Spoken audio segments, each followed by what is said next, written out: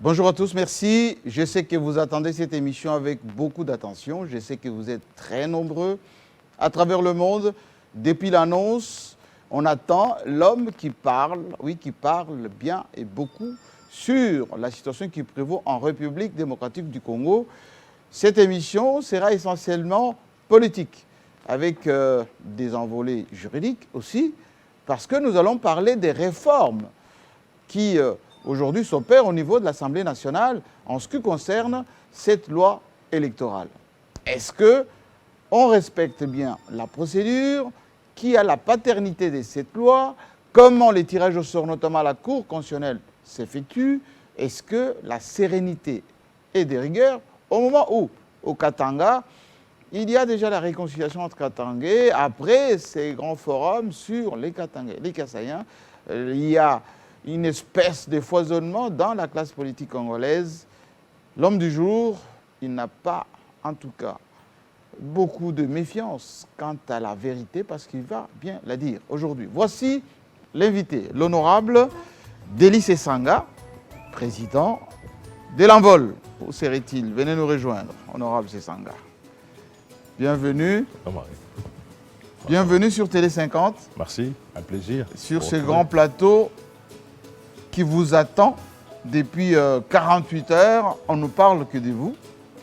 Dans tous les salons UP de Kinshasa, ailleurs, en Afrique du Sud, aux États-Unis, en France, tout va bien.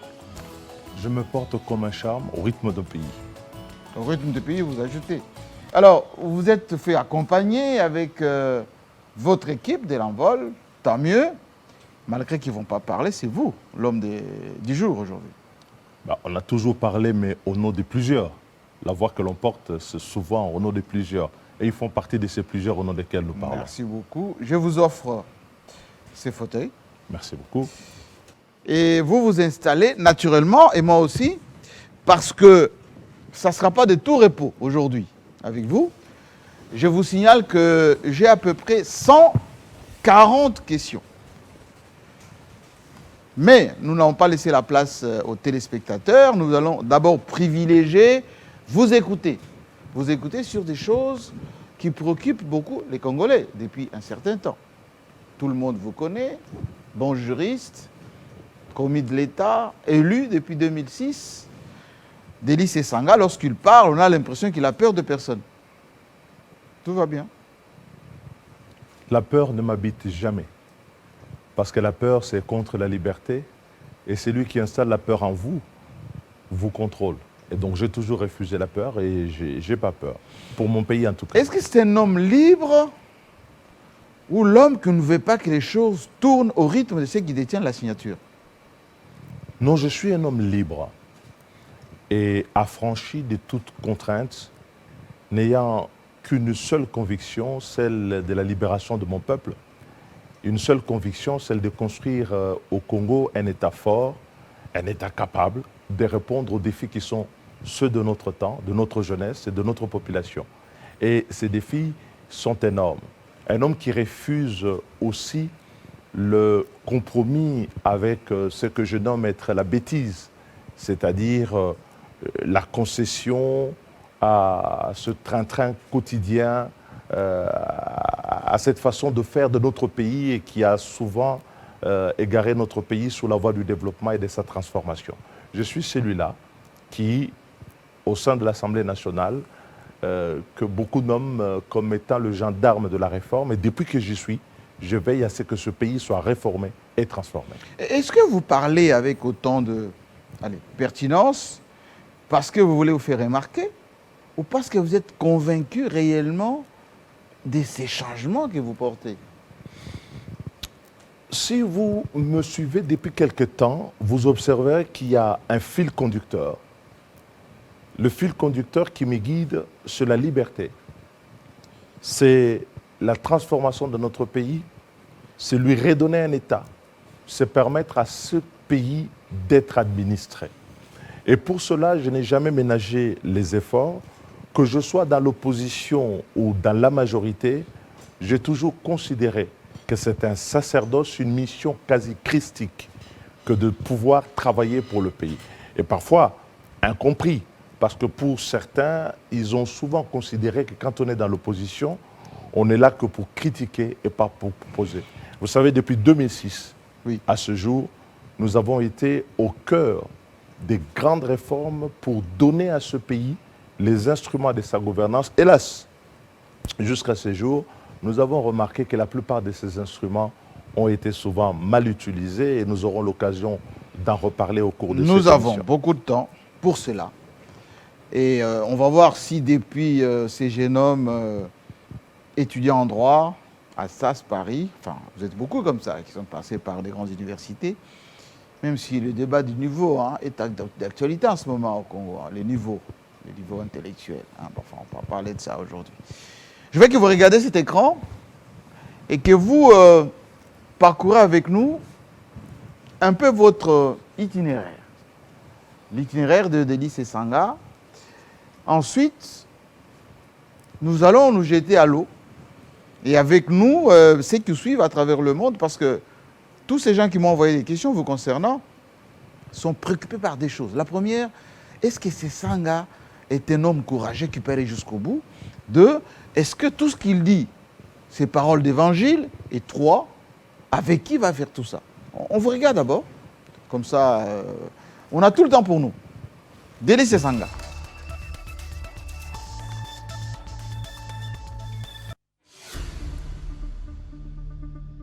Communication méticuleuse,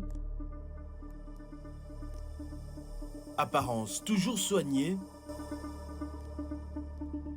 forte capacité à s'adapter dans différents milieux. Qui est Dely Sesanga, cet homme avec un art oratoire extrêmement posé, que ce soit en français ou en lingala, cet homme engagé, qu'on aimerait avoir à ses côtés et pas du tout en face. Vous négociez la criminalité financière. Vous négociez la criminalité, vous êtes ridicule. Vous êtes ridicule. Ah non, c'est vous qui êtes délinquant. Vous êtes délinquant, vous. Vous l'êtes, vous. Originaire de Luisa, dans l'actuelle Kasaï centrale, c'est à Kolwezi que Sesanga Ipumu Jakasanka Pitu Dely a vu le jour en 1970. Diplômé de l'université de Grenoble, où il détient un doctorat en droit international public, son charisme légendaire a fait de lui un omniprésent dans la scène politique congolaise depuis la fin des années 80. Alors qu'il a à peine 20 ans, il milite déjà au sein de l'association de la Nouvelle Jeunesse avant d'intégrer les forces du futur d'Arthur Zaïdi Ngoma. Plus tard, on le retrouve parmi les fondateurs du Rassemblement congolais pour la démocratie et même dans la liste des signataires des accords de Lusaka. N'ayant pas obtenu gain de cause dans la lutte avec le RCD, il regagnera Paris quelques mois avant de revenir, cette fois aux côtés de Jean-Pierre Bemba, qui l'accompagnera en tant que directeur de cabinet dans le MLC et à la vice-présidence de la République, formule 1+4. Brièvement en 2006, entre Alexis Tambomamba et Olivier Kamitatou, il assume les fonctions de ministre du Plan. Une fois élu député national pour la circonscription de Luisa, avec un score remarquable dans la région, il rejoint l'hémicycle. Il fera ce choix pour les 2 autres législatures et traîne à ce jour une carrière de plus de 15 ans en tant que député national. Jamais inaperçu, il participe activement à l'élaboration des principales réformes institutionnelles de la Troisième République avec un désir très affiché du débat républicain. Dely Sesanga est présenté tantôt comme le modèle d'élu pour un Congo différent, parfois comme un opportuniste aux ambitions démesurées, un frustré à la recherche des postes. Toutefois, l'opposition n'a jamais semblé l'embêter. En 2010, quand il crée son parti politique Ensemble des volontaires pour le redressement de la RDC, c'est la candidature d'Étienne Tshisekedi qu'il soutiendra pour la présidentielle. En 2016, il soutient d'abord Moïse Katumbi, désormais opposant, puis se range du côté de Félix Tshisekedi après les désaccords de Genève en 2018.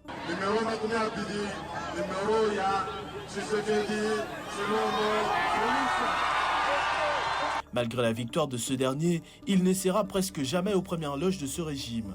Toujours à l'Assemblée nationale, il poursuit son combat pour les réformes, cette fois sous le label G13 pour des meilleures élections à l'avenir. Nous allons avancer à la fois dans la recherche de ce consensus au sein de la classe politique, mais à la PAJ où tout le travail va pouvoir se faire pour matérialiser enfin cette loi sur laquelle nous avons travaillé des années entières.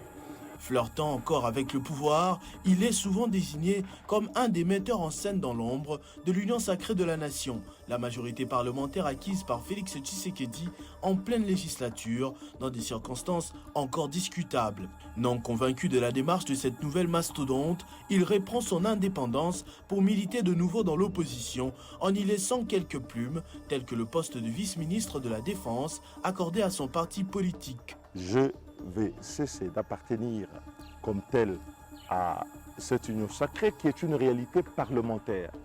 Parce que l'union sacrée n'est pas un mouvement politique, ce sont des groupes, des députés qui se sont associés pour pouvoir pousser dans un sens. En ce temps de Covid-19, il porte l'ambition de la réduction du train de vie des institutions, mais encore, il renonce à son salaire des députés national de mars 2020 à la fin de l'année pour le reverser au compte du comité de riposte de la pandémie et fait divers dons pour aider la population en panique.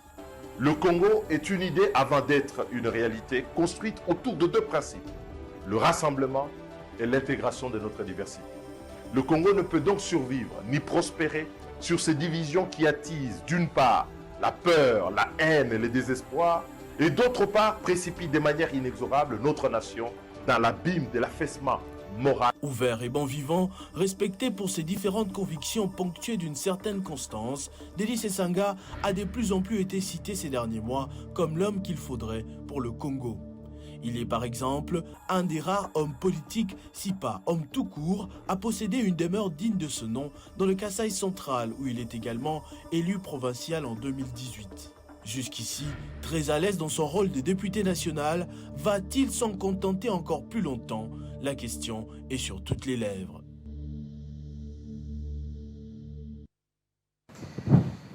Denis Esanga, moi je suis journaliste et je n'applaudis jamais. Alors je vous pose la question très directement. Êtes-vous fier de vous après avoir fait tout ça? Je serai fier de moi le jour où la mission pour laquelle je suis engagé au service du peuple congolais aura été remplie. Lorsque je verrai la joie dans le regard de nos concitoyens et qu'ils se diront que finalement ils ont eu dans ce pays une élite qui aura été à la mesure des défis, capable de répondre à leurs problèmes. Croyez-moi, quand je me regarde chaque matin, je ne suis pas fier de moi quand je vois l'état de détresse dans lequel vivent nos concitoyens. Ça, c'est un combat permanent et c'est une conviction profonde. Et c'est mon moteur au quotidien qui fait que, à chaque fois, nous croyons dans la capacité de l'homme et dans la capacité de notre société à se dépasser pour répondre et regarder cet autre Congo qui souffre. Ce jour-là, je serai tout fier. Il y a parmi les gens qui m'ont envoyé des messages, il y en a qui disent c'est un intellectuel, un grand juriste, un technocrate, déconnecté des vraies réalités du pays. Il est mieux à Kinshasa que dans le Congo profond. C'est justifié ça? D'abord, c'est une très mauvaise idée parce que je crois que dans les mois qui viennent, je vais lever le voile de ce que je suis dans la vraie réalité. J'ai de la pudeur à parler de moi-même, de ce que je suis dans la vie au quotidien. Mais il faut qu'on vous connaisse aussi. Auprès de nos concitoyens. Parce que ce qu'on vient de voir, c'est unique. Je fais la part entre la vie publique et la vie privée à laquelle chacun de nous a droit. Croyez-vous que quelqu'un qui soit mal à l'aise avec le Congo profond puisse être élu dans une circonscription rurale à 3 reprises? Croyez-vous que quelqu'un qui soit mal à l'aise avec le Congo profond puisse être élu dans le Kasaï, aussi bien à Luiza que dans la ville de Kananga, où j'ai été élu brillamment comme député provincial? Croyez-vous qu'en 2006, j'ai fait le score le plus élevé de 2 Kasaï réunis? Non. Je crois que ça, c'est une idée que les gens veulent plaquer. Qu'est-ce qu'on vous trouve en tant qu'homme, avant d'être politicien? Qu'est-ce qu'on vous trouve? Naba, à Luiza, au Kasaï, on vous trouve quoi?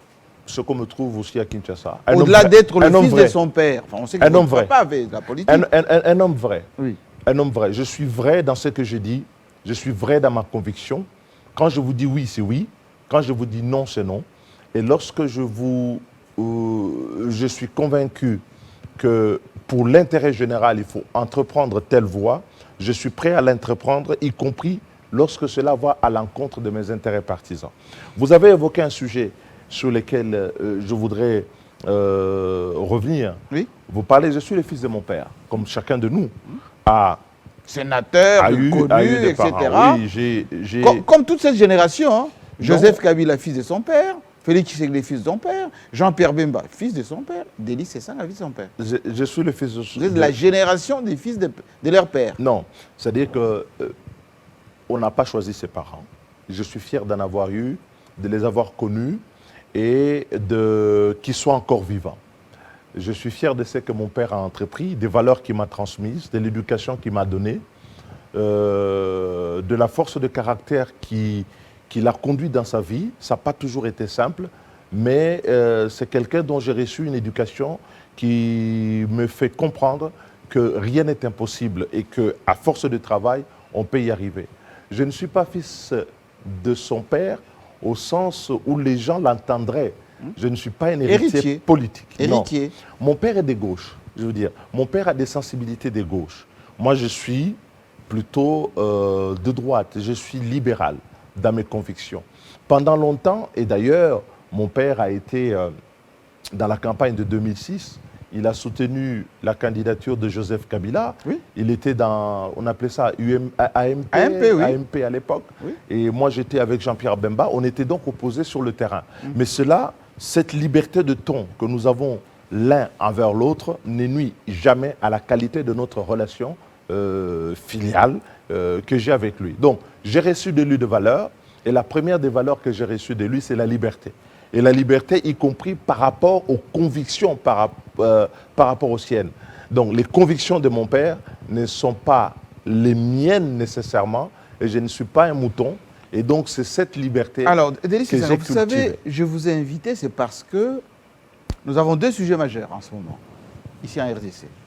Il y a d'abord, au niveau de la Cour constitutionnelle, on a défenestré le président de la Cour constitutionnelle par cette opération de tirage. On a glandé un tout petit peu, une certaine démarche. Et vous allez essayer de nous expliquer un peu ça, parce que ceux qui sont chez eux, beaucoup parlent d'irrégularité, d'autres parlent du chef de l'État qui est le garant du bon fonctionnement des institutions, donc qui peut, via la politique, via l'appareil, via toute la machine qui existe, installer, réinstaller, etc. Et puis on parlera du G13, on parlera tout à l'heure de cette réforme au niveau de l'Assemblée nationale qui préoccupe beaucoup. Avant de voir dans le futur votre parti politique, d'ailleurs vous avez amené quasiment votre état-major, ça on parlera un peu plus tard. Si je parle le même langage avec la technique, j'aimerais, avec illustration, que vous nous expliquiez un tout petit peu ces schémas de tirage au sort. Pour les membres, voilà, système de tirage au sort de membres de la Cour constitutionnelle. Qu'est-ce que c'est d'abord? Comment ça s'est passé chez nous? J'aimerais, avant qu'on puisse lancer la technique, oui, expliquer un fait. Parce qu'on a entendu parler dans les médias. L'avant-proposition de loi, lorsque nous sommes en campagne en 2006, j'élabore une série de réformes, une série de lois. Vous? Oui. Parce que je me dis que lorsque nous allons gagner les élections, nous devons être attelés à travailler dès le premier jour. C'est ma conception du travail politique. Je ne suis pas de ceux qui pensent que quand on est élu, c'est là qu'on commence à travailler. Et il y a des témoins. François Mwamba, qui est au CPVS avec le président de la République, peut en témoigner. Donc à l'époque, j'ai fait plusieurs lois, dont la loi sur la Cour constitutionnelle. J'estime que c'est une loi essentielle. Sauf qu'à cette époque, je porte 3 propositions. Je porte la proposition de loi sur le statut de l'opposition politique. Nous sommes en 2007. Je porte la proposition de loi pour la suppression du sauf-conduit pour le Kasaï, permettre à ce que les gens, quand ils viennent au Congo, ne puissent pas être astreints à solliciter un nouveau visa pour le Kasaï. Oui, parce que c'était une zone diamante. On considérait que le Kasaï était une zone minière. Oui. Mais on y allait avec une autorisation supplémentaire. Mais partout ailleurs, avec le code minier, on voit que le Congo est minier partout. Les gens pouvaient aller partout sauf au Kasaï. Et cette discrimination me paraissait impossible à tenir et donc c'était une priorité et je l'avais senti pendant la campagne. Et donc j'ai fait la loi pour qu'on abroge le sauf-conduit. Et ce qui a été fait. Et donc j'étais sur ces deux lois. Et donc la troisième, qui était la loi sur l'organisation et le fonctionnement de la Cour constitutionnelle, je l'ai présentée sous la signature de l'honorable Boulet, qui était avec nous, qui est un des collègues au niveau de l'Assemblée nationale. Et donc c'est moi qui ai écrit cette loi pour que nous puissions être dotés très rapidement d'une Cour constitutionnelle. Cette loi est adoptée à l'Assemblée nationale sous Caméré en 2008. Elle va au Sénat, qui l'adopte d'ailleurs à l'unanimité. Et pendant que nous avons déposé la loi, je crois 5 mois après le dépôt de la loi, le gouvernement, comme à ses habitudes, s'amène avec un projet. Et vous savez qu'en matière de législation, lorsqu'un projet vient après une proposition à laquelle on n'a pas répondu dans les 15 jours, on utilise le projet comme étant un document de travail. Alors, la loi est adoptée et elle est transmise à Joseph Kabila, qui est président de la République, pour être promulguée. Sauf que le président Joseph Kabila ne veut pas la promulguer à l'époque. Sans doute redoute-t-il que si nous faisons les élections en 2011 et que le contentieux électoral doit être tranché par une cour constitutionnelle formée de la sorte, il n'aura pas les coups des franches. Le mal commence là. Et donc la loi n'est pas promulguée. Nous allons donc aux élections, nous revenons en 2011. Je vois ressurgir avec le nouveau gouvernement, j'oublie quel est ce ministre, qui ramène une proposition de loi, un projet de loi, nous sommes avec le président Minakou. Il dit non, on a inscrit au calendrier... Minakou qui était à l'Assemblée nationale. Voilà. On a inscrit au calendrier un projet de loi gouvernementale. Je dis, mais tiens, honorable président, je suis intervenu au cours de cette plénière, les archives existent. J'ai fait ici une proposition de loi. Et que pour que cette proposition soit alignée, il y a eu même un arbitrage. Parce que le gouvernement voulait qu'on aligne son projet en 2008. Nous sommes allés chez Caméré avec François Momba, qui était le président du groupe. Moi-même, il y avait Évariste Bochab, qui représentait le PPRD à l'époque. Et il y avait de l'autre côté, je crois, Maître Nkoulou. Et on a décidé, on a dit non, la proposition y a été première, il faut que la proposition soit examinée. Et donc, le document du gouvernement sera utilisé comme document de travail. Voilà pour la petite histoire. Votre loi. Donc, ma proposition. D'où la fameuse paternité de la loi. Absolument. Et donc ça répond... J'ai ici tous les archives. Et ça répond à toutes les polémiques en ce moment qui fusent de partout. C'est une polémique des bas étages. Donc quand on est arrivé en 2011, le gouvernement a voulu récupérer la loi pour relancer le projet. Je suis intervenu sous la présidence du président Minakou pour dire qu'une loi qui a été adoptée par les deux chambres et qui a été transmise pour promulgation, au bout d'un temps aussi long, nous allons réexaminer la loi, ce n'est pas possible. Je crois que le président Kabila, qui écoutait tout de même à l'époque, entend cette voix à l'Assemblée nationale et finit par promulguer la loi que nous avions élaborée, qui a été adoptée lors de la législature antérieure en 2013. C'est ce qui explique que la loi a été promulguée en 2013 parce que justement, il y a toujours eu dans ce pays une sorte de méfiance à l'endroit de la Cour constitutionnelle. Cela n'est pas propre au président Tshisekedi, même sous Joseph Kabila, il y a eu cette méfiance. Et donc, la loi est promulguée en 2013. La mise en place intervient en 2015. Alors, je vais intervenir sur un point à l'intérieur de ceci.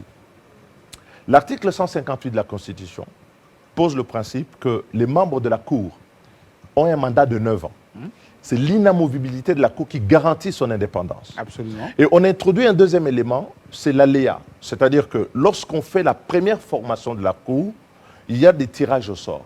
Mais si vous tirez au sort indéfiniment les membres de la Cour, vous verrez, tous ceux qui ont fait de l'analyse combinatoire, il y aura des membres qui auront plus de 9 ans. Oui. C'est ainsi que dans la loi, pour concilier les deux principes, il y a les articles 6 et 8 dont tout le monde parle, mais il y a aussi l'article 116 qui dit ceci dans les dispositions finales, que uniquement pour la formation, la première formation de la Cour, il y aura 3 juges qui auront un mandat de 3 ans, 3 juges qui auront un mandat de 6 ans et 3 juges qui auront un mandat de 9 ans. Ce qu'il faut comprendre, parce que j'entends ici distiller dans l'opinion, qu'on va faire tout le temps des tirages au sort. Oui, oui. Non. Prenez la Pour loi. renouveler. Prenez la 3 loi. membres de chaque institution. Voilà. Je vous ai amené ici la loi sur la Cour constitutionnelle. Que dit-elle, cette loi? Ben, je vais vous la lire parce que ça sera mieux. La loi dit ceci. La loi dit en son article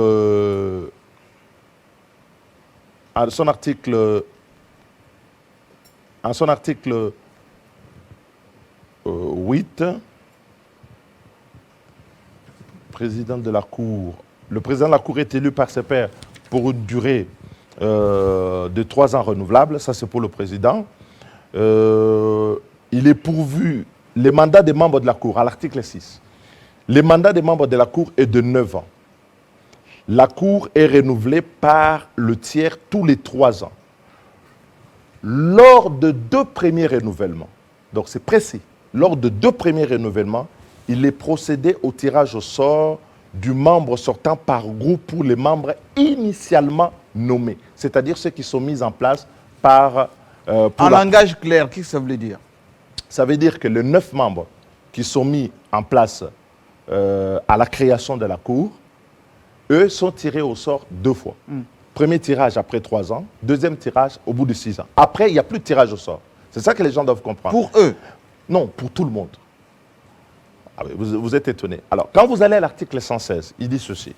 Sans préjudice des dispositions de l'article 6 de la présente loi organique, les membres de la première formation de la Cour, la première formation de la Cour, c'est la Cour constitutionnelle que l'on a mise en place en 2015, parce que c'est 2015. Oui.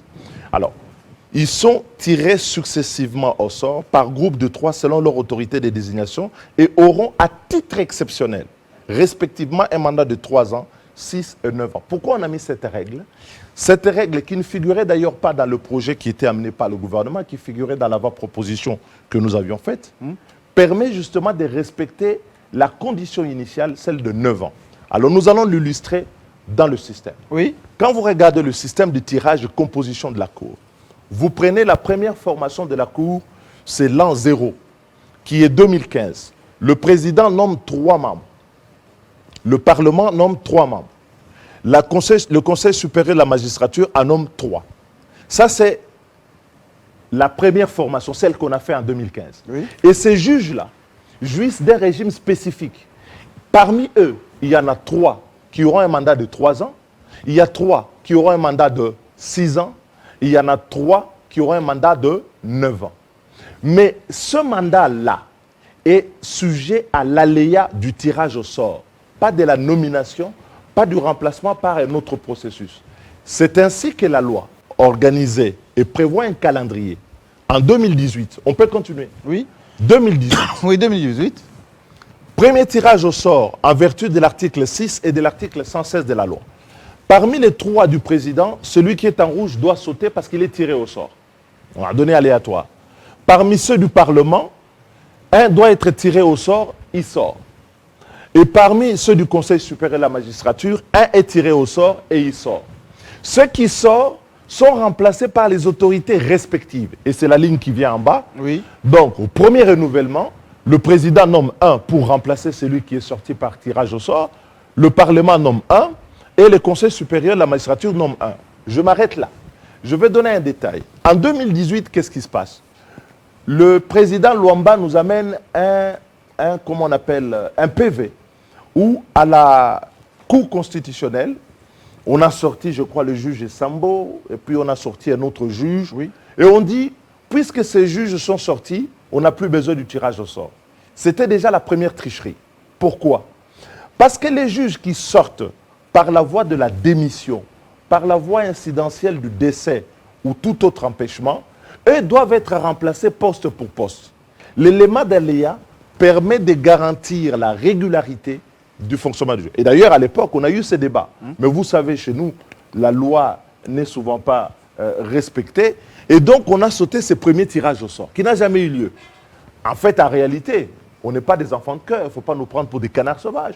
On a voulu ici, avec ce premier, en évitant le premier tirage au sort, calibrer la composition de la Cour. Avoir une Cour que l'on contrôle. Sous contrôle. Sous contrôle. On y va, on continue. 2021. 2021, les gens ont dit, mais l'honorable Sesanga a soutenu que nous devons faire un tirage au sort. Et oui, c'est vrai, oui. Mais ce n'est pas une contradiction. En 2021, nous sommes à la 6e année. Donc, le deuxième membre de la première formation qui a été mise en place doit être tiré au sort. dans le lot du président de la République. Le deuxième membre doit être tiré au sort dans le lot du président. Et le troisième membre dans le Conseil supérieur doit être tiré au sort. Sauf que ce qu'il faut dire à nos concitoyens, ils doivent comprendre leurs institutions. Quand nous avons fait la loi, ce deuxième tirage au sort est le dernier. Il ne doit plus y en avoir. Il doit respecter les calendriers. C'est le calendrier de 2021. C'est les juges qui font 6 ans. Alors vous allez me demander comment on change le juge suivant. Alors on continue. Le prochain changement devait avoir lieu. Donc là, on a renouvelé, quand on a tiré, on devait renouveler en 2006. Oui. Mais en 2006, le président Tshisekedi, avec son groupe, ont procédé de la même manière. Ce qui explique que tous ceux qui font du droit constitutionnel ont compris et demandé à cette époque-là qu'on puisse faire le tirage au sort. Personne n'a voulu le faire. Et donc, on a refait en 2021 la même chose qu'on a faite en 2018 pour calibrer la composition de la Cour. À sa sauce. À sa sauce. Et donc, c'était critiquable. Alors, on nous sort au milieu de tout ceci, en 2022, un tirage au sort. La question, ce tirage au sort, vient-il régler la question du premier tirage au sort qui n'a pas eu lieu, ou vient-il régler le deuxième tirage au sort? Si ça vient régler le premier tirage au sort, alors ça voudrait dire que les membres qui ont été remplacés, comme quoi ils faisaient office du tirage au sort, l'ont été irrégulièrement. Si ça vient remplacer le deuxième, ça veut dire que ça laisse en irrégularité le premier. Et donc voilà la bouillabaisse dans laquelle on est entré. Parce qu'en réalité, c'est en 2024 que le troisième renouvellement doit avoir lieu sur la souche des premiers juges. 2024, donc on va sur la dernière ligne. Oui. Donc sur la dernière ligne, 2024. En 2024, le dernier juge de la série, lui n'a pas besoin d'être tiré au sort, il a fait 9 ans. Okay? Et c'est fini pour lui. C'est fini pour lui. Alors vous allez me demander en 2027, parce que 3 ans après, il faut changer. En 2027, vous allez remarquer que tous les juges qui sont entrés lors du premier renouvellement, ils font 9 ans. On les remplace. On ne fait plus de tirage au sort. Alors, moi ce que je ne comprends pas. Attendez d'abord. Ce que vous dites là, c'est extrêmement grave. Ah oui, la cour est dans l'illégalité. C'est extrêmement grave parce que quand Mbata disait, lorsque le juge Kalouba est arrivé à la Cour constitutionnelle, que c'était irrégulier, il a failli être lynché, pauvre Mbata, à cette époque-là. Maintenant, vous nous expliquez que tous les processus sont biaisés là. Depuis 2018, et nous l'avons dit. Mais et que c'est irrégulier pour la première cour qui doit dire si tout ce qu'on fait est constitutionnel ou pas. Elle est elle-même composée de manière irrégulière. Parce que pour éviter l'inamovibilité, éviter l'élément d'aléa qui introduit plus d'indépendance, les pouvoirs en place, le régime Kabila comme le régime Tshisekedi, ont préféré le calibrage de la composition de la Cour. La grande gymnastique. La grande gymnastique. Et donc, c'est cette gymnastique qui perturbe. Alors, les gens sont rentrés dans un jeu où on peut se lever un matin, on fait un tirage au sort. Demain, on fait un tirage au sort. Je n'ai rien à voir sur Kalouba, que je connais au demeurant, qui est un confrère. Je pense que le sens de l'État, s'il devait nous occuper, c'est que les bonnes lois, quand elles sont faites, elles doivent être respectées. Et comme je vous le disais en entrée tout à l'heure, y compris lorsque cela va à l'encontre de nos propres intérêts. La Cour constitutionnelle, telle qu'elle est faite aujourd'hui, a été perturbée dans son dispositif. C'est un mécanisme qui doit devenir indépendant. Et pourquoi on met en place cette mécanique? On la met en place pour que sa composition échappe à l'influence de courants politiques les uns les autres. Et vous sentez comment, vous, maintenant, et les sujets de cette Cour constitutionnelle, au bon vouloir des dirigeants, ou le peuple congolais peut encore espérer si cette Cour? La Cour constitutionnelle a été pensée comme étant un dispositif clé dans la construction de l'indépendance du pouvoir judiciaire. Aujourd'hui, la manière dont elle a été pervertie, telle que les lois ont été mal appliquées, volontairement mal appliquées, nécessite une profonde réforme. Vous allez me dire encore, vous nous parlez de réformes. Oui. Mais vous savez, en juillet 2019, lorsque nous étions en congrès, disons un bureau politique élargi de mon parti, en sortie des élections, l'un des axes des réformes majeures que nous avons souhaité, malheureusement aujourd'hui nous ne pouvons pas faire des révisions constitutionnelles, c'était de revoir le pouvoir judiciaire. Parce que ce type de fonctionnement, où on fait les lois et on les adapte à celui qui tient le pouvoir ou à un camp, n'est pas bon. Ce que l'on a fait en 2018 sous Joseph Kabila n'est pas bon. Le fait de le répéter en 2021 a approfondi encore et perturbé. Mais on va vous expliquer qu'on est en politique et que quand on a la signature, ben on garde cette signature le plus longtemps possible. Bon, ça c'est une... Vous, à la place de Tshisekedi, vous ferez la même chose. Non, je ferai différemment. Je ferai différemment. C'est-à-dire ? Les gens ne se rendent pas à quel point les dysfonctionnements de l'État, cette façon de ne pas respecter les lois, afflige des souffrances énormes à nos populations. Parce que ces désordres, on croit que c'est un petit problème juridique, mais donne notamment aux investisseurs que l'on va chercher à longueur de journée l'image qu'il n'y a pas de justice dans ce pays, qu'il n'y a pas d'état de droit dans ce pays. L'état de droit, ce n'est pas un discours. L'état de droit, le premier à en avoir parlé, Patrice Emery Lumumba, dans son discours d'investiture du 23 juin 1960, a voulu l'état de droit parce qu'il devait être le porteur des espérances des Congolais. On ne mesure pas à quel point les crises de légitimité, l'absence de l'état de droit est un frein au développement et rive des millions de Congolais dans la souffrance. Parce que ceux qui nous regardent, que vous fonctionnez comme ça, Oui. ils savent que dans cet état-là, les droits, les libertés ne seront jamais garanties et ça sera à la tête du client. Et donc l'appareil judiciaire n'est pas seulement un outil politique, mais c'est aussi un outil de développement, un outil de construction économique. On dit la justice élève une nation, mais elle ne lève une nation que si ceux qui gouvernent mettent des gants blancs lorsqu'ils doivent toucher aux affaires de la justice. Alors, si vous le dites comme ça, qui est-ce qui explique cette sympathie pour Kalouba? Tout le monde ou presque dit qu'il a été défenestré illégalement ou plutôt irrégulièrement, que c'est un érudit, c'est un grand juriste, il aurait fallu qu'il reste à sa place, etc. Vous vous dites que c'est irrégulier. Moi, je ne plaide pas les cas individuels. Je suis sur le principe.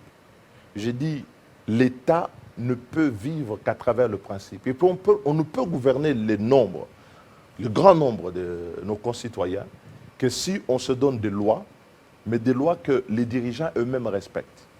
Vous savez, Et c'est pas le cas. Vous ne pouvez pas... C'est pas le cas. En l'occurrence, je vous montre que ce n'est pas le cas depuis Joseph Kabila. Vous ne pouvez pas faire garder une réserve par des gardes forestiers qui eux-mêmes sont devenus braconniers des bêtes qui sont à l'intérieur. La garantie de nos institutions, le respect des lois, ce n'est pas au petit peuple, c'est chez les grands qu'il faut le demander. C'est ceux qui gouvernent qui doivent le respecter. Délice et Sanga, tout de même. Vous êtes aussi réputé aujourd'hui l'homme qui empêche les choses de tourner en rond. Tout pour vous est maladroit. C'est mal fait. Allez. Les décisions que prennent, ou que prend surtout les chefs de l'État, Délice et Sanga a toujours une phrase pour torturer, pour ne pas dire dévier un peu tout cela. Allez, je prends un exemple. L'état de siège. Voilà, depuis 20 ans, la gangrène à l'Est. Tu sais qu'il y arrive. D'ailleurs, il avait promis pendant la campagne électorale qu'il allait installer l'état-major là-bas, qu'il allait en finir une bonne fois pour toutes. Il arrive, il installe le commandement, il donne le moyen sans président. Il a dit d'ailleurs il y a 2 jours. Il n'a jamais, les FARDC n'ont jamais eu autant de moyens que lui-même qu'il a essayé de mettre à disposition. Aujourd'hui même d'ailleurs, il va rendre hommage aux soldats congolais que Joseph Kabila avait installés ici, place Forescom à Kinshasa. Et le 17 mai, révolution congolaise avec Mouzé, tu sais que dans la continuité, il va faire la même chose. Mais ça, ce n'est pas ma question. Ma question est, comment vous trouvez-vous le temps, allez, j'allais dire le toupet, de contester l'état de droit, alors que tout le monde, plutôt l'état de droit, l'état de siège, que tout le monde félicite. On a réduit les groupes armés, Aujourd'hui, on est en coopération avec l'Ouganda. Vous êtes antipatriotique. Bah, je vais vous expliquer une chose. J'ai pris une position sous Joseph Kabila et qui était des positions de principe. J'étais son opposant pendant tout son régime. J'entends parfois maladroitement les gens dire « Vous avez été avec Joseph Kabila ». Non, j'ai combattu Joseph Kabila. Vous étiez ministre, tout hein? son régime. Non, j'ai été ministre pendant les 1+4. Oui, avec Joseph Kabila. À partir de 2006 jusqu'en 2018, je n'ai pas travaillé avec Joseph Kabila. J'étais à l'Assemblée nationale, dans les groupes de l'opposition. Donc il y a des positions de fond que nous prenons pour lesquelles nous ne dévions pas en fonction de tel ou tel autre critère partisan. Mais c'est ça aussi être un homme d'État. Si les Congolais n'ont pas suffisamment de fermeté par rapport à certaines choses, la réalité ne sera jamais tendre avec nous. Elle nous rattrapera toujours. C'est pourquoi les gens peuvent me trouver par moments très rigide sur certains principes. Extrémiste, on dit. Pas extrémiste, exigeant. Parce que si vous dites que j'empêche le monde de tourner en rond, parce que vous avez l'impression que le Congo tourne rond. Moi, quand je sors, je vais dans les marchés, je vais à la cité, les gens souffrent. Quand je regarde le fonctionnement de nos institutions, je n'en suis pas fier. Lorsque je vois la courbe d'apprentissage sur différents domaines, la situation économique est telle. Mais vous êtes autorité budgétaire. Mais maintenant, c'est vous les députés. Je vais y revenir. C'est vous qui donnez les moyens au gouvernement, qui contrôle le gouvernement. Je vais y revenir. Pourquoi vous avez parlé de l'état des sièges, qui est une question importante. Pourquoi je me suis opposé à l'état des sièges dès qu'on l'a annoncé? Parce que tout celui qui avait les éléments d'analyse du contexte, qui suit ces questions quelque temps, savait que ce n'était pas la bonne décision. Pourquoi? La défense nationale dans notre pays, depuis les réformes de loi sur la défense nationale, elle est territorialisée. Nous avons des zones de défense et nous avons des régions militaires. Et vous avez à l'intérieur de ces zones de défense des secteurs opérationnels. Au moment où on a proclamé l'état des sièges, il y avait des secteurs opérationnels, je crois qu'il devait en avoir 8 qui fonctionnaient. Et ces secteurs opérationnels ne donnaient pas de résultats satisfaisants. Mais quelle est cette logique? Quand les secteurs opérationnels ou les militaires sont mis au devant, ne donnent pas de résultats, on va ajouter à des militaires qui peinent à réaliser les tâches opérationnelles, on va leur ajouter des tâches administratives et des gestions de la douane et d'autres activités qui viennent les encombrer. Mais c'est pour avoir le contrôle effectif. Non. La réalité, c'est qu'aujourd'hui, tous les rapports sont là, y compris nos collègues élus de l'Est du pays qui, au départ, avaient mal pris notre position et qui nous ont conduits parfois à la réserve. Aujourd'hui, nous ont rejoints pour dire qu'il faut lever l'état des sièges, parce que ce n'est pas la mesure appropriée. Et d'ailleurs, le président lui-même, lorsque je l'ai suivi dans une vidéo à Abidjan, quand il dit... voilà, il s'exprime en tant qu'homme. Hein? Bah, en tant qu'homme. Les deux corps du roi. Les deux corps du roi. Lorsqu'il parle au public, il parle comme il parle chef de complicité, c'est les le désarrois. Tous les Congolais, c'est le commandant suprême des forces. Alors à la différence de nous autres, lui, c'est le commandant suprême des forces. Et donc, lui, quand le président dit la police, l'armée est un problème, était même un facteur d'insécurité à l'Est, ça veut dire quoi? Ça veut dire que nous avons l'état des sièges, où nous avons donné davantage de responsabilités à une police, à une armée, dont on sait qu'elle a véritablement des problèmes. Est-ce que c'est comme ça qu'on résout les problèmes du pays? Moi, je pense que non. Mais ça, il ne fallait pas 12... Non, attendez, ça, il ne fallait pas 12 mois pour s'en rendre compte. Parce qu'on pouvait le savoir dès le début. Il y a quand même des services de renseignement, militaires, civils dans ce pays, qui rendent compte de l'état réel de nos forces. Vous ferez quoi de Dédé Sanga? Vous savez, vous ferez quoi? Il y a une chose. Quelque chose qui manque dans ce pays, c'est d'abord un problème de responsabilité. Nous sommes responsables en premier de notre propre sécurité. On ne doit pas traiter cette question de sécurité comme si c'était celle d'un autre pays. J'ai suivi un dirigeant ici dire que le Congo n'était pas en guerre et ça fait un tollé, mais c'est parfois le sentiment que ça donne. Le Congo est un pays qui aujourd'hui est déchiré par la guerre. Et pour pouvoir résoudre le problème de la guerre, on a besoin d'une armée, on a besoin des services de renseignement qui fonctionnent de manière correcte. Oui, ça, on a besoin d'administrer. Ça, c'est le principe. Concrètement, vous ferez quoi? Concrètement, À la place de l'état de siège. Concrètement, on aurait laissé les secteurs opérationnels, on aurait relevé les troupes qui sont fatiguées parce qu'elles sont épuisées. On ne peut pas laisser des troupes au front aussi longtemps et penser avoir des résultats. Il fallait les relever, il fallait les renforcer, il fallait... on met les moyens, mais les réformes que l'on doit pouvoir faire sur la chaîne administrative pour la gestion des ressources de l'armée, pour s'assurer justement que les moyens qui sont déployés vont effectivement à l'activité pour laquelle on a déployé ces ressources. Vous savez, à un moment donné, on a eu ici la coopération avec la Belgique, qui a appuyé certains de nos troupes. On a vu après les troupes, par exemple, de Mamadou Ndala obtenir... Les commandos. Oui. Des résultats contre les M23. Obtenir des résultats contre les M23. Oui. Donc quand on a un problème de sécurité, il faut le résoudre par les moyens les plus appropriés, c'est-à-dire l'armée. Et quand on sait, comme le président de la République l'a dit, que l'armée ou la police n'est pas en état, donc on s'adresse d'abord à ce problème avant de pouvoir y aller. Donc, à travers les secteurs opérationnels, oui, on aurait pu bien rencontrer ce problème en renforçant les forces, en relevant certaines unités et en contrôlant davantage... Mais la Commission de défense et sécurité de l'Assemblée nationale ne parle pas le même langage que vous. Enfin, mais ça, vous savez que je suis membre de la Commission de défense et sécurité à l'Assemblée nationale. Oui, oui. Donc, quand on voit aujourd'hui tous les rapports qui sont faits, tout le monde est conscient que les opérations ont été lancées sans planification, sans moyens adéquats, sans un cadre opérationnel qui pouvait... On sent une dose de jalousie un tout petit peu. Si ça aurait été un grand succès... Je suis jaloux de mon pays. Je voudrais voir mon pays en paix. Je voudrais voir mes compatriotes où qu'ils vivent, à l'Est comme à l'Ouest. Et je connais au demeurant ces régions pour les avoir fréquentées pendant de longues années. Lui, ils étaient rebelles là-bas. Oui, et je pense que le premier droit d'un homme, c'est d'avoir la paix et la sécurité.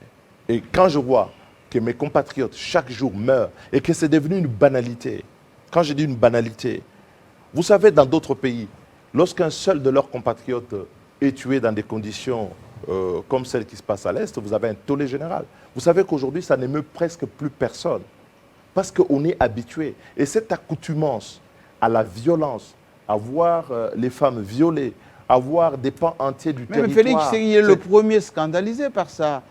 N'enfoncez pas les portes ouvertes, enfin. Évoluons. Il est scandalisé, mais lui il travaille. Il y travaille. Mais ce que nous disons, nous, comme Congolais, c'est des résultats que donc, c'est pas assez pour la paix. C'est pas assez pour vous. Ben, la paix n'est toujours pas rétablie. La paix n'est toujours pas rétablie. Parmi les questions... Et une dernière précision à faire. Oui. Il faut qu'on arrête de penser que les autres viendront faire la sécurité de notre pays à notre place. Vous êtes contre la coopération avec les Ougandais? Je ne suis pas contre avec la coopération, les Kenyans, non. Avec les Rwandais? Écoutez, au titre des mécanismes de sécurité collective, on peut mettre en place des accords de coopération, de défense, ça, il n'y a pas de problème. Non, opération mais conjointe. Au fond, oui, la colonne vertébrale de la défense d'un pays doit rester son armée, son outil de défense, avec les renseignements qui fonctionnent, l'administrabilité du pays. Tous ces outils-là ne pourront pas, on ne pourra pas en faire l'économie parce qu'on est en accord avec tel ou tel autre pays, quelle que soit la puissance de cet État. Délice Sanga, c'est quoi le G13? Le G13 a été un moment de révélation que les Congolais, au-delà de leur clivage politique, pouvaient avoir des sujets en commun, qu'ils voient dans la même direction. Et un de ces sujets qui déchirait la nation, en ce moment où nous avions créé le G13, en 2020, c'était que les gens étaient dans la rue. La majorité FCC Cash était bloquée, ne fonctionnait pas. Ils étaient plus dans des anathèmes que gérer le pays. Tout allait à la dérive. Et à ce moment-là, il y a eu une prise de conscience pour dire, est-ce qu'il est possible qu'on regarde l'essentiel? Nous sommes dans un... vous aviez parlé d'Arthur Zaïdi tout à l'heure, oui, qui me disait, c'est comme si vous étiez dans un même véhicule et que vous roulez à vive allure vers un précipice, plutôt que de regarder la direction dans laquelle vous allez conduire le véhicule, vous êtes en train de vous demander qui doit être au volant. Ce n'est pas responsable. Et donc, à ce moment-là, il y a eu Henri Thomas Lokondo, il y a eu Loubaya, il y a eu Jean-Jacques Mamba, il y a eu Jean-Pierre Moongo, il y a eu Magna, il y a eu Jean-Marc Mambidi, il y a eu tout le monde que vous avez eu, Makengo, Patrick Mouyaya, mais beaucoup vous ont quitté. Pour dire, nous voulons prendre conscience Le de ce qu'il Kondo faut est faire mort. et proposer. Le Kondo est mort, même si vous continuez à donner le nom à ces projets de loi, enfin, on va en parler tout à l'heure. Mouyaya est membre du gouvernement, certains ne sont plus avec vous. En réalité, vous n'êtes que deux maintenant, vous et le Baya. Mais écoutez, quand on a présenté la loi, il y a eu Donc G13 n'est plus G13. l'honorable Njoli, qui est là. Oui, il est aussi là. Jean-Marc Mambidi était là, il n'a pas pris la parole, mais il était là. Il y avait l'honorable Makengo, était là. À part le Kondo qui est parti et Patrick Mouyaya pour des charges gouvernementales, le G13 est resté. Mais G13, c'est une idée, c'est un esprit. Et c'est cet esprit qui dit on peut transcender les clivages politiques pour donner à la République et à l'État une loi qui soit conforme à l'aspiration de la majorité de notre peuple et lui donne les conditions de sa stabilité. Cet esprit demeure. Cette exigence est utile pour reconstruire ce pays. Denis Sanga, G13, ce n'est pas l'idée à Fayoulou, finalement. Martin Fayoulou. C'est-à-dire Ben, lui qui veut les réformes. Lui qui veut que les débats s'effacent au-delà des institutions. D'ailleurs, il avait dit qu'il y avait un problème de légitimité, un problème de gouvernance, et que tout ce que vous avez avancé comme idée, c'est un peu lui, hein, Fayoulou. Finalement, vous le rejoignez. Non, vous savez, les idées peuvent se recouper. La manière, la tonalité peut être différente. Moi, je ne veux pas rentrer dans cette polémique. Ce que je veux faire comprendre ici, c'est que lorsque nous sommes sortis des élections, le bureau politique, par exemple, de mon parti, s'est réuni en juillet 2019. L'envol. L'envol. Nous étions au centre Nganda pendant 3 jours. Les gens sont venus de l'intérieur du pays, tous nos élus, pour pouvoir tabler sur ce qu'on devait faire. Et parmi les résolutions, on a dit qu'il faut faire la réforme de la CENI. Il faut faire la réforme de la loi électorale. Il faut faire la révision de la Constitution. Nous avons commencé à récolter les signatures en vue de la pétition qui a été lancée à partir de Kisangani à travers la République. Nous avons déposé cette pétition qui est inscrite à l'ordre du jour. Combien de signatures? Donc, la Constitution en exige 100 000. Nous en avions recueilli 121 000 signatures à travers le pays. Mais sans suite, hein? Ah non. Le projet est inscrit à l'ordre du jour de l'Assemblée nationale. Si vous n'êtes pas informé, si on n'examine pas la proposition de réforme, de révision de la Constitution, c'est parce qu'il y a l'état des sièges. Ah non, ça a avancé. Depuis 2021, nous sommes à l'ordre du jour de l'Assemblée. Parlons-en. Vous savez que nous sommes Donc, très ne dites pas, c'est une démarche qui est périphérique. C'est une démarche de fond sur laquelle nos cadres et nos militants à la base sont engagés depuis le début. Et ils sont allés jusqu'à Quoique vous avez proposé la réduction des trains de vie de l'État, Kabound a récupéré l'affaire. Mais les idées sont faites. Quoique vous avez proposé... Les idées sont faites pour être partagées, Jean-Marie. Les idées ne restent pas là à la caboche. On les annonce. Quand on les a diffusées, c'est pour qu'elles rassemblent. Voyez-vous, moi, je suis plutôt favorable à un rassemblement de gens. Parlons-en. Au-delà des clivages. Parlons-en de G13. Avec, on vous a vu en vedette à l'Assemblée nationale. Comme des ministres, là, on vous invite, vous êtes là, vous êtes venus défendre votre... Non, pas comme des ministres. Là, vous étiez aux premières loges, quand même. Non, c'est là que ça dérape. Non, non. C'est-à-dire que les élus, quand ils présentent une proposition de loi, ils se mettent toujours là. Oui, mais on vous a mis tapis rouge. Là, on avait l'impression que, sans vous, la fameuse proposition de loi, ben, c'était rien. Donc, on avait l'impression que vous êtes accaparé de l'Assemblée nationale. Je vois souvent, vous mettez les chaussettes rouges, oui. Mais je crois que vous avez vu que le tapis à l'Assemblée nationale était rouge. Il n'était pas déployé pour le G13. Il a toujours été rouge. Oui, d'accord, mais maintenant, peut-être il y en avait un peu de trop. Ah ben non. Un peu de trop. Lorsqu'un député présente une proposition de loi, ou qu'il les présente à 2 ou à 3, il s'assied toujours à cette place-là. En quoi est-ce que c'était de trop? Alors, je peux comprendre. Mais c'était toute une équipe, là. Non, non, je peux bien comprendre. Ben, on était à 8 qui avions signé la loi. On dirait un gouvernement. On était à 8. Oui. Mais c'était pour montrer justement que là-dedans, on avait des élus qui venaient des différents horizons. Une des interventions que j'ai aimées au cours de ce débat, c'était de dire quoi? La proposition du G13 a été faite à une période non suspecte. Et donc, il n'y a pas eu de calcul politicien ou des calculs politiques. Ça. Donc, ça rassemble. Qu'on se dise la vérité. Oui. Vous êtes un juriste. Oui. Vous êtes un parlementaire. On a dit ici plus de 10 ans d'action au Parlement. Lorsque vous amenez une proposition de loi et que cette proposition est réputée recevable, ça vous appartient encore? Ben, toujours. D'ailleurs, par élégance, je vais dire par élégance. Donc répondez pas oui ou non. Non, je dis, c'est pas ma première loi, donc... Oui, d'accord. on va dire. Et par élégance et par reconnaissance, généralement, les lois sont nommées par les noms de leur auteur, Oui, généralement. Lokondo, hommage. Alors, c'était par hommage, on a nommé cette loi Lokondo. Mais pas simplement par hommage, parce que Lokondo, dans le groupe, était celui qui souhaitait que le travail de consultation de G13 ne se termine pas seulement à constater les consensus, mais que nous devrions avoir un livrable. Chaque fois, il m'appelait avec sa voix inimitable. Mais Deli, est-ce que vous avez terminé? Est-ce que la loi, on va déposer? Non, il voulait connaître cette loi. Et donc, en hommage à lui, on a nommé cette loi Lokondo. Donc, que les gens viennent, qu'on la présente, lorsque la loi est déclarée recevable, elle est travaillée par l'Assemblée nationale. Mais je vous rappelle qu'après la recevabilité, la loi va à la commission. À PAG, oui. PAG. Que vous avez dirigé à un moment donné, d'ailleurs. J'ai dirigé à un moment. Oui. Et donc, quand la loi vient à la commission, qu'est-ce qui se passe? À la commission, on commence d'abord par un débat général. On refait un débat général. Après, on lève généralement les options. Mais au cours de ces débats, pour lever les options en commission, on redonne la parole aux auteurs. On ne leur prive pas la parole. Ce que le G13 a demandé est un droit légitime. Le parlementaire est élu pour pouvoir parler.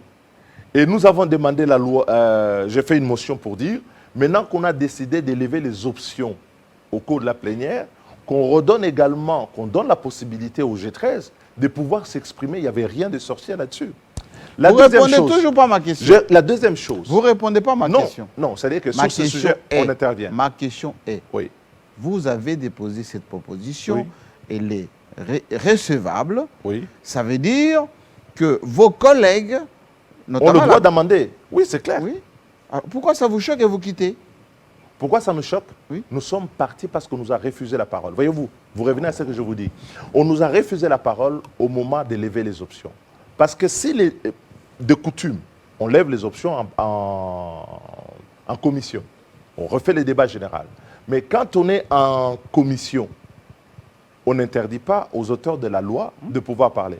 Or, il y a eu une motion d'un collègue qui a dit non, parce qu'on a déjà fait le débat général, donc les collègues ne devaient pas intervenir. Alors qu'en réalité, le débat général ayant été fait, la recevabilité ayant été votée pour la loi, on a fini le débat général.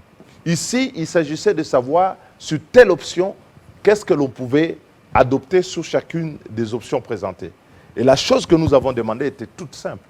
C'était d'accorder à ce que le G13 puisse avoir le droit également de s'exprimer lorsque l'on va parler des options. Et c'est ce qui a été fait. Je viens de recevoir une question qui vient de Paris, parce qu'on est suivi là.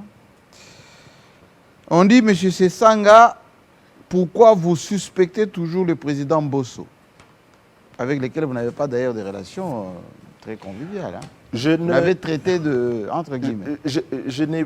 Moi, je ne suspecte personne. J'ai réagi souvent face à des situations. Et vous savez, la République doit se construire dans la rigueur. Il faut une certaine rigueur et une discipline dans le pays. Chaque fois que je considère qu'un principe, une règle n'est pas observée, je suis souvent intransigeant avec les règles. Mais vous suspectez quoi en bataille, vous suspectez quoi? On a dit, on on a dénaturé votre proposition de loi, c'est devenu autre chose. Je ne suspecte personne. Voilà. Ce que nous disons, quel était le sens de la réforme? Pourquoi nous faisons la réforme? Oui, améliorer. C'est pour améliorer. On n'est pas obligé de faire la réforme. Si on l'a fait, c'est parce qu'il y a des choses qui n'ont pas marché. Et qu'est-ce qui n'a pas marché dans tous les processus électoraux que nous avons eus? C'est la question de la transparence et de la traçabilité des résultats. Oui. Lorsque on fait les élections, tout le monde vient après pour dire « Ah oui, je veux la vérité des urnes, je veux l'impérium, je veux ceci ». Les résultats n'étaient pas bons. La seule possibilité que nous avons de pouvoir construire cette confiance, c'est d'avoir des élections où les résultats... Comptage bureau par bureau. Non, Dites-le. les comptages se fait bureau par bureau. La différence que nous introduisions était d'assurer la publication des résultats bureau par bureau. Est-ce que vous savez, Jean-Marie, que lorsque vous suivez une élection dans un pays autre, si je vous parle de la France, vous allez me dire c'est l'Europe. Mais aujourd'hui au Sénégal, au Ghana, on fait la même chose. Quand vous suivez une élection qu'à 20 h, un des candidats qui a perdu sort et vous dit « j'ai perdu, voilà… Mais il a la les suite de vos résultats. Il les a. Non, il a les résultats, mais ce ne sont pas les résultats officiels. Ce sont les résultats publiés bureau par bureau. Le problème, c'est que l'on a fait à l'Assemblée nationale, dans l'amendement sur cette affaire, l'Union sacrée a retravaillé pour que tous les résultats, non seulement on affiche, mais vont à la CENI. C'est là où il y a la tricherie. Et la CENI, écoute-moi bien, C'est là où il y a la tricherie. il vérifie avec la conformité avec les résultats électroniques, et ensuite il demande au bureau de publier ou d'afficher. Non, ce système est tout à fait barbare. Pour la petite histoire, en 2006, François Mwamba s'en rappellera, il était avec moi. Au deuxième tour de l'élection présidentielle, on est en train de discuter, on dit mais les résultats qui viennent de l'intérieur, ils sont mauvais, on ne comprend pas, les gens discutent. Pour bâtir la confiance, qu'est-ce que l'on a fait? On a dit, lorsque les résultats viennent, avant leur publication, donc les résultats viennent directement et nous sommes informés. Alors du côté du MLC, il y avait qui? Il y avait François Mwamba, il y avait Thomas Louaka et moi-même. Du côté de l'AMP à l'époque, Joseph Kabila, il y avait Samba Kaputo, il y avait Augustin Katumba, et puis il y avait un troisième, j'ai oublié. Et donc, on se voyait, les résultats venaient, on disait, bon, Kambov, les résultats viennent. Ils atterrissaient, on regardait. Est-ce que vous avez des observations? On faisait des observations. Et quand on n'était pas d'accord sur certains trucs, on procédait à des vérifications communes. Et quand les vérifications avaient été faites, les résultats étaient publiés. Aujourd'hui, en 2011, le système a été abîmé. Pourquoi? Parce qu'en 2011, on a fait une réforme. On a dit, les centres de compilation qui avant existaient au niveau du district, on va les rapprocher au niveau du territoire. Et les centres de compilation a été le lieu, quand vous avez affiché les résultats, quand ils viennent au centre de compilation, on les tripatouille. Les centres de compilation créent les résultats. Et d'ailleurs, les membres des centres de compilation, ils ne publient pas les résultats, nuitamment, ils affichent et ils fouillent. Délit, c'est ça. En 2018, non mais c'est très important, c'est très important, Jean-Marie. Les gens nous suivent. En 2018, qu'est-ce qui s'est passé? Les centres de compilation, on les a même oubliés. C'est-à-dire qu'on a publié les résultats ici alors que les gens étaient en train de compiler. Alors nous disons, mettons tout sur la table. Ce pays n'appartient à personne. Ce n'est pas parce que vous êtes une majorité que vous abusez de cette position de la majorité pour dire « j'ai voté ». Il y a des lois qui sont au-dessus des camps. Et la loi électorale n'est pas une loi pour gouverner, c'est une loi pour arbitrer, pour la dévolution du pouvoir. Et donc tout le monde doit pouvoir l'observer. Et ce que nous avons fait comme réforme, et qui a réuni le consensus de tout le monde, y compris le président de la République, quand on l'avait rencontré, c'était de dire, lorsqu'un bureau a fini, il dépouille, au lieu simplement d'afficher, il publie. Et cette publication s'oppose à tout le monde. Vous savez ce qui se passe au Congo? Vous êtes journaliste, vous allez à Makelele, à Bandal. On a fait les élections, vous avez vu le résultat, vous n'avez pas le droit d'en parler, il faut attendre que la CENI en parle. C'est la loi. Bon oui, mais elle est mauvaise. En France, parce aussi, que c'est ça comme ça. permet... Non, non. En France, on dit jusqu'à une certaine heure. Vous avez observé. Jusqu'à 20 h. Jusqu'à 20 h. À 20 h, vous pouvez en parler. Oui. Mais le ministère de l'Intérieur publie les résultats 3 jours après. Mais n'empêche que le système est à ce point transparent qu'y compris celui qui a perdu et celui qui a gagné, il se réfère et il Je proclame. pose la question de confiance. La question ici, Oui. C'est que la mécanique qui a été mise en place, de maintenir les centres de compilation, de renvoyer les résultats au niveau de la CENI qui est monolithique, vise à créer les conditions de la fraude. Nous sommes à notre 4e expérience électorale. La Et donc- fraude. Oui, la fraude. L'Union sacrée veut frauder. À partir du moment où il n'y a plus de transparence, il n'y a pas de traçabilité des résultats, donc il y a la fraude. C'est pour ça que vous êtes parti. Nous disons, nous sommes partis parce qu'on ne nous a pas donné la voix au chapitre. Et puis 2, nous ne partageons pas l'opinion. On peut tout réviser dans la loi. Mais s'il y a eu besoin de réformer, c'est introduire la transparence. Et je vais vous surprendre, Jean-Marie, et je vais Oui. peut-être en arrêter là. Oui. Lorsque, en 2015, les gens ont marché dans cette ville, à la suite de la loi électorale que j'avais retirée. Vous savez comment elle s'intitulait, la proposition de loi que nous avions faite en 2012? Non. C'était la loi sur la transparence du processus électoral. Parce qu'au sein de mon parti, l'Envol, la transparence du processus électoral est un élément clé de la crédibilité du processus. Et je crois qu'aujourd'hui, nos concitoyens n'attendent pas d'aller à une élection qui se passe comme celle de 2018. Vous avez peur, de la victoire de Félix Tshisekedi avec une forte majorité en 2023? Non, je n'ai peur de personne. Je veux simplement que les élections soient les plus transparentes possibles et que la voix du peuple soit entendue. Et que si le peuple a décidé que c'est Félix, c'est Félix. Si le peuple a décidé que c'est Tartampion, c'est Tartampion. Si le peuple a décidé que tel. Ici, c'est le peuple qui doit reconquérir son droit de vote. Imaginez-vous, les gens qui sont morts avec nous dans cette ville, les Rossi Mukendi, les Thérèse Kapangala, les Ngandou, et tout ça, pendant les marches, pour avoir des élections crédibles. Oui. Aujourd'hui, nous allons marcher sur la mémoire de tous ces gens pour dire nous Vous allons savez fabriquer que les absents ont toujours tort. J'ai vu un député, d'ailleurs, je vais citer son nom, qui a dit bon, s'ils sont partis, ils n'ont qu'à partir. La politique de la chaise vide, ça ne va pas les profiter. Ça, c'est de un. Et de deux, les champs à bois, la caravane passe, monsieur. Alors là, on en vient au cœur du problème. Le G13 a fait une loi qui n'était pas une loi pour un camp politique. Le G13 a fait une loi qui est une loi pour la nation, mais vous voulez pour la piéger? République. Un instant. Nous avons fait une loi avec la société civile, avec toutes les parties prenantes avec lesquelles nous avons discuté. Les gens se sont réappropriés les termes de cette loi, l'agenda citoyen. Les idées pour lesquelles on n'est pas prêt à se battre ne valent pas la peine. Il est venu le temps pour le peuple congolais de se dire, est-ce qu'il veut en 2023 la même chose qu'en 2018, en 2011, ou est-ce que le 2023, nous le voulons comme un processus qui a maturé, où la voix du peuple va être respectée? Et ça ne dépend pas que du G13, ça dépend de la population.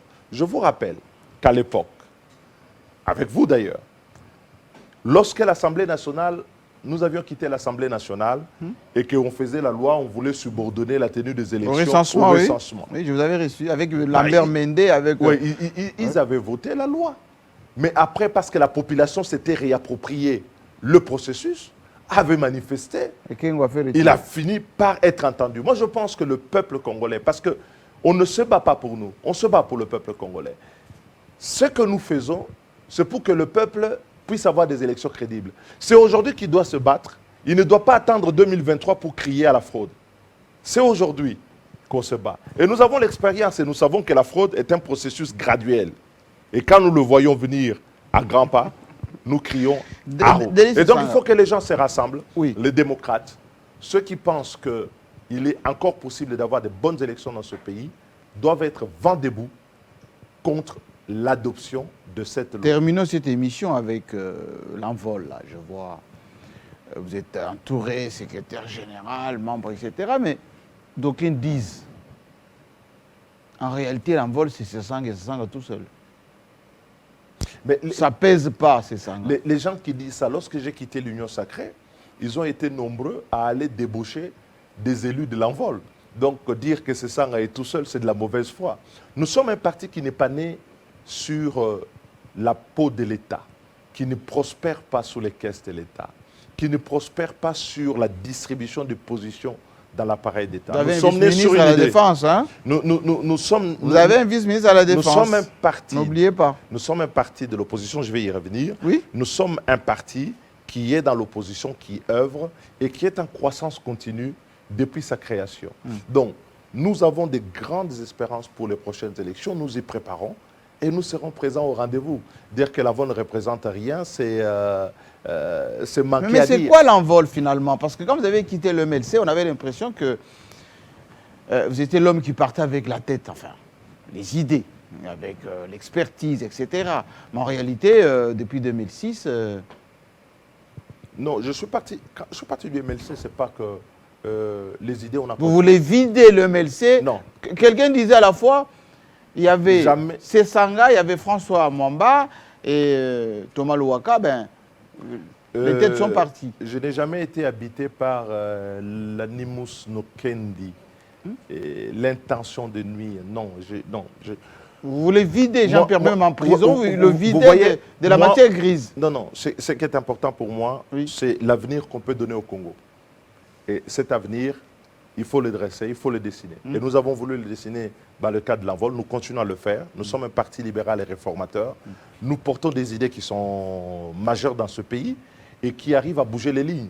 Lorsqu'un parti, quelle que soit la représentation ou ce que vous appelez les nombres d'élus qu'il a, arrive à imposer ses idées sur la place publique et font l'objet d'un c'est débat votre national, personnalité. On vous le reconnaît. On vous le reconnaît. Mais à la base, nous avons des élus. Mais si vous ne voulez pas regarder ces élus, oui, effectivement, vous ne les regardez pas. Ah, vous dites, nous avons un membre au niveau du gouvernement, Oui. effectivement. Mais lorsque nous avons décidé de quitter l'Union sacrée, Oui. vous Vous l'avez exclu, lui? Non, nous on n'exclut personne. Elle l'a décidé. Elle, la dame. Elle a décidé de rester avec Félix. Je crois que il dit que c'était son frère en Christ où il pliait. Donc, je sais ça, autre chose. C'est dénigrant, donc, ça. donc moi, je dis, alors, C'est dénigrant, ça. non, ce sont des propos publics. Ce sont des propos publics. Donc, je respecte les opinions des uns des autres. Mais répéter les opinions de quelqu'un, ce n'est pas les dénigrer. Donc, je ne lui attribue pas des propos qui ne sont pas les siens. Parce que nous sommes au moment des alliances, en ce moment. Moi, j'ai vu la tribune de Géopolis, avec son confrère, Willy Kalengay, qui vous présente dans les blocs. On dit, attention, aujourd'hui même d'ailleurs, Joseph Kabila s'est retrouvé avec, d'abord la grande famille, Joseph Kabila, là-bas au Katanga, avec Moïse Katumbi. On vous sent proche, comme on a vu Matata avec Fayoulou. Quelqu'un vous dirait, mon Délice Sanga, il est en embuscade vers votre frère Tshisekedi ou vers Moïse Katumbi, parce que vous avez été ensemble déjà. Vous vous sentez proche de qui maintenant? Une précision. Parce que vous avez dressé le portrait tout à l'heure, Oui. je crois que vous me suivez. Lorsque on a installé le nouveau comité de l'envol, nous avons dit l'envol ira aux prochaines élections, mais ne sera derrière personne. Ça, c'est une première constante. La deuxième, c'est que dans ce pays, on a passé notre temps à se réunir derrière les hommes et à jamais se poser la question, qu'est-ce que l'on veut pouvoir faire ensemble? Aujourd'hui, la quête qui est la nôtre... Vous excluez les alliances? Non, non, je n'exclus pas les alliances. C'est Comprenez-moi Sang bien. avec qui? Non, Telle est ma question. c'est pas des alliances, c'est pas de l'animosité. Au demeurant, tous ceux que vous avez cités sont des Vous avez travaillé avec que tout je le monde, respecte, hein, quasiment. que je respecte. Oui. Et je dis ceci, c'est qu'aujourd'hui, il nous faut d'abord un projet. Il faut un grand projet pour le Congo. Il faut un projet à la dimension du Congo. Ce que nous avons remarqué, c'est que l'absence de projet dans ce pays, les gens tombent très vite dans le djalelo. Et quand on est dans le djalelo, quand on y arrive, on ne sait plus qu'est-ce qu'on va faire. Vous êtes proche de qui finalement? Donc nous allons faire... Vous êtes proche de qui? Nous sommes en vol. Ça vous gêne peut-être de le dire, mais il faut le dire, nous sommes en vol. Et donc, c'est que nous bâtissons un projet qui est un projet fédérateur, avec des idées qui sont fortes, et nous allons continuer à le faire. Je repose ma question. Mais nous reparlerons avec Jean-Pierre Bemba vous appelle. Ah, ancien camarade, venez me rejoindre. On va renforcer Félix Tshisekedi. Moïse Katumbi vous appelle. Mais vous savez, on a été ensemble. Comment ça s'appelait déjà à l'époque, avec Katumbi? Vous faites exprès. Ensemble pour le changement. Merci beaucoup. Même Macron a fini par adopter Merci beaucoup. les D'ailleurs, mêmes... quelqu'un a dit que vous avez soufflé le mot ensemble pour faire son parti. C'est un peu cela que vous avez fait ensemble. Eh bien, Katumbi vous appelle. Ouais. Comment vous allez répondre? Et enfin, Joseph Kabila vous dit, mais vous savez, vous êtes un excellent juriste, un bon député, etc. Allez, votre cœur va battre où? Alors, parce que vous, dans tout ce que le monde nous suit. Hein? Dans tout ce que vous avez dit, oui. C'est les gens qui m'appellent et moi, je ne peux pas les appeler. En fait, c'est ça votre problème. Non, je dis ceci. L'appel de ce pays, c'est le destin que l'on veut le bâtir, qu'on veut lui donner. Quel est le destin que l'on veut donner au Congo? Est-ce que les Congolais peuvent s'arrêter une fois de dire, nous chantons dans notre hymne national, nous sommes unis par le sort, nous sommes unis dans l'effort. Mais quelles sont ces racines historiques et spirituelles que nous tenons pour bâtir une nation forte au Congo? quel est cet effort que nous sommes capables de faire en commun pour donner à ce pays le destin qu'il mérite, pour donner à nos jeunes l'emploi qu'ils attendent de ce pays, leur donner un autre avenir que simplement de rêver de partir à l'étranger. Alors, si c'est de ça que l'on parle, alors nous devrons parler d'abord des idées. Et donc aujourd'hui, commencez à dire de qui vous vous sentez proche. Laissez-moi poser la question, on va terminer par là. On va terminer par là. Félix Tshisekedi est déjà candidat président. Moïse Katumbi, enfin, il va l'annoncer parce qu'on le sent d'ailleurs, il se prépare pour, il fait les dispensaires, machin, etc. Ces gens se déploient un peu partout. Matata vient de le faire. Joseph Kabila, d'ailleurs, on a effacé non éligible parce qu'avec cette affaire de sénateur à vie, et juridiquement, ça ne se justifie pas. Donc je pense qu'il pourra aussi se jeter à l'eau. Alors c'est Sanga. Candidat, pas candidat. Président de la République. Je vais vous dire une chose. N'expliquez pas. Non, je vais vous dire une chose. Je vais vous expliquer, parce que tout est explication. De plus en plus de gens dans la société me contactent et verraient bien cette candidature pour l'élection présidentielle. Candidat, pas candidat. On va couper ça. Je vais vous dire, le temps n'est pas venu de la candidature parce que je pense que ce pays a besoin encore qu'on y travaille. Pendant que nous sommes sous la loi électorale, comment voudriez-vous commencer à évoquer ces questions d'ambition? C'est ce que d'ailleurs beaucoup de nos compatriotes nous reprochent. Ils voient que la classe politique est plus portée sur des combats de gladiateurs entre eux que sur l'avenir qu'il faut leur donner. Nous avons une ambition pour ce pays. Le temps viendra où nous allons l'exprimer. Et croyez-moi, nous n'allons pas nous décider. Ça s'appelle langue de bois. Mettez-vous debout, l'émission est terminée. Et vous avez bien compris, je suis où? Là. Que lui, il n'est pas candidat président pour le moment. Je vais dire, le temps n'est pas venu des candidatures parce qu'on n'a pas fini la loi électorale. Je suis au four. Les autres ont peut-être cette liberté que moi, je ne m'autorise pas. Je suis au four. Donner à ce pays une loi électorale, une législation qui tienne, viendra le moment où on va se prononcer sur cette question. Mais croyez-moi, il y a beaucoup de gens qui font cet appel. Vous y pensez être candidat? Pas seulement en dormant. En se rasant de temps en temps? Pas seulement en dormant. Merci, Délice Sanga. Merci à vous. En tout cas, vous avez bien compris que l'émission était bien attendue et que, ma foi, vous pouvez saluer vos gens. Hein. C'est fini le Covid maintenant. On se retrouve très prochainement avec le même plaisir. Si vous avez des questions à poser, n'hésitez pas. Suivez le même schéma et vous allez reprendre. En tout cas, merci beaucoup. Oui. Et à très bientôt. Et à très bientôt. L'Antichambre. Et je vous souhaite de passer des bonnes fêtes en cette journée des 17 mai. L'émission rediffusée constamment, disponible dans toutes les plateformes. Parce que vous le savez, chez nous, c'est toujours l'actualité. À très bientôt.